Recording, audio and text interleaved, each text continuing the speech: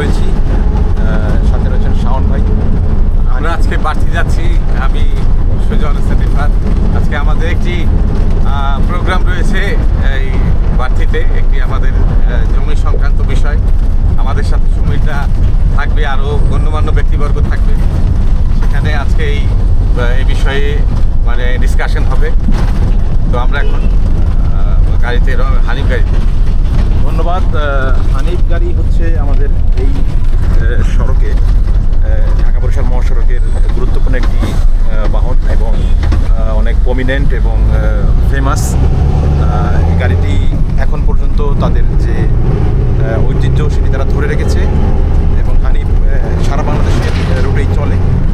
ঢাকা বরিশাল মহাসড়কেও খুব ভালো চলে। এখন পর্যন্ত হানিফ গাড়ির অভাবে তেমন কোনো নিয়ম আর ছড়ায়নি। তারা তাদের ধারাবাহিকতা, তাদের ট্রেডিশন তারা ধরে রেখেছে।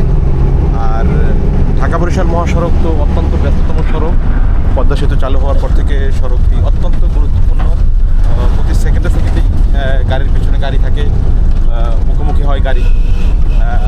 এই সড়কটি যদি 6 লেনে উন্নতিকরণ করা হয় তাহলে কিন্তু সড়কটি এই অঞ্চলের যে 21টি জেলা বা এই ওখানে পোর্ট রয়েছে, পায়রা তাপবিদ্যুৎ কেন্দ্র রয়েছে, কুয়াকাটা সি বিচ রয়েছে, আরও অনেক গুরুত্বপূর্ণ স্থাপনা প্রতিষ্ঠান রয়েছে এই রোডে, সেটিরও আরও গুণগত মান বাড়বে।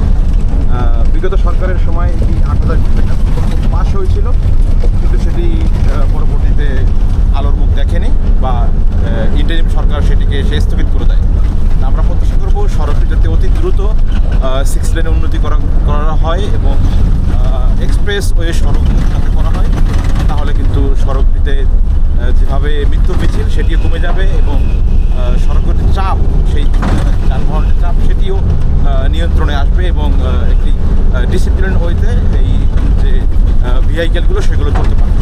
আমরা অতি দ্রুত এই সড়কটি 6 লেনে এক্সপ্রেস ওয়েতে রূপান্তরিত করার জন্য ভাঙা থেকে একেবারে পায়রা বন্দর পর্যন্ত এই প্রত্যাশা রাখছি, যাতে এটি অতি দ্রুত 6 লেন এক্সপ্রেস ওয়ে হয়।